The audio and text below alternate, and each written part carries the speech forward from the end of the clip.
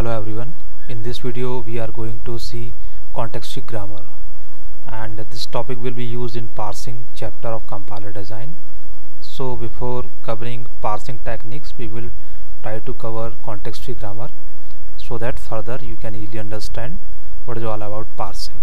Okay, first of all we will see what is context-free grammar.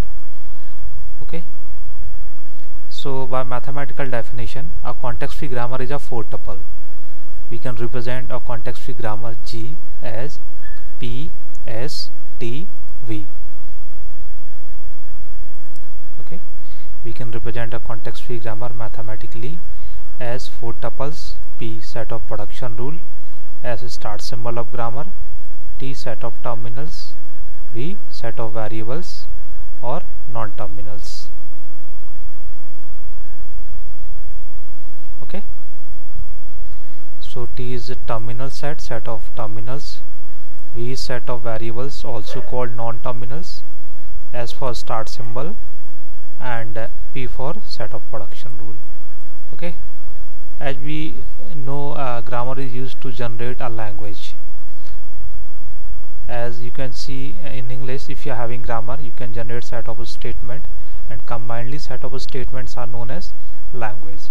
So basically use of grammar to generate valid set of strings or statement, that is part of language. Let's see using a suitable example of what is context-free grammar and how to represent a context-free grammar in terms of four tuples. Let's see. Suppose this context-free grammar has been given to you. First of all, you need to understand how you will identify given grammar is context-free grammar. First rule is that this arrow sign, okay, at the left hand side of arrow sign there would be one symbol, and this symbol is known as non-terminal or variable. Okay, so E arrow means drives, E plus T. Okay, generally a convention is used in context-free grammar. Non-terminals or variables are represented using capital letters. So you can see E is here non-terminal or variable, T is here non-terminal or variable, again F is here non-terminal or variable, and rest of things would be terminal excepting this sign. This is known as alternative. That means T can generate, this is a division sign here. I will tell you what is alternate sign here. T is a division sign. So we will try to fit this context-free grammar in terms of four tuples. Okay, let's see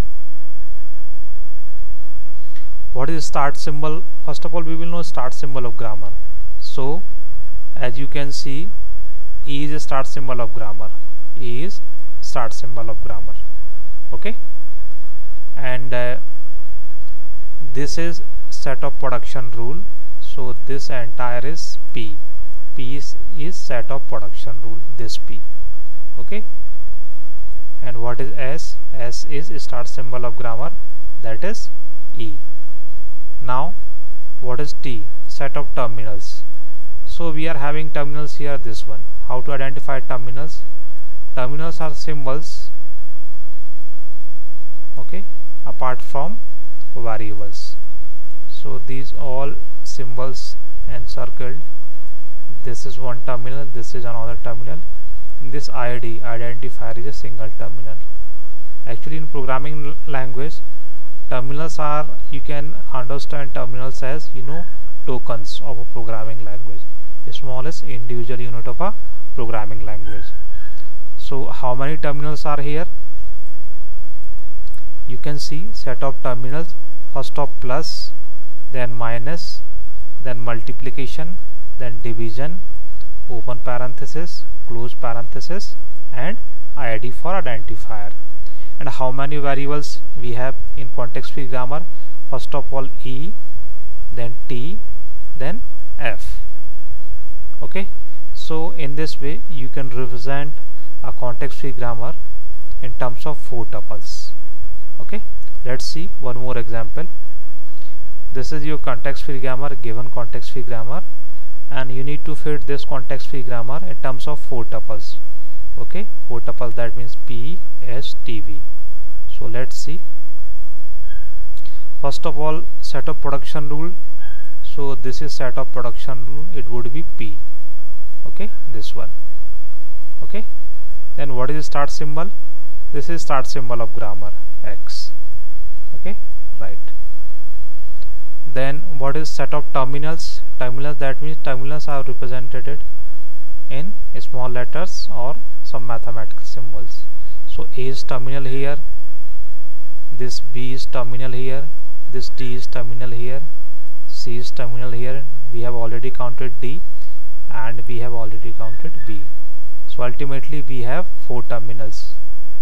We have 4 terminals, A, B, C and D. And number of variables, first of all, it's not a S, it's X. This X is a variable. Okay, then this capital A is a variable, C is a variable, B is a variable. All in capital letters are variables. Okay, so they are 4 variable, X, A, C, B. In this way you can represent a context free grammar. Always keep in mind, in context free grammar, at left hand side of arrow there is always one variable, and at right hand side there could be anything. It could be single variable, terminal, set of combination of variables or terminals. This could be anything, but at left hand side of arrow, there would be only single variable. Okay, so in this way you can understand given grammar is context free grammar. In upcoming video we will see derivation, right mode, left mode derivation, and moreover we will see what is use of context free grammar in terms of passing topic of compiler design. Thank you everyone.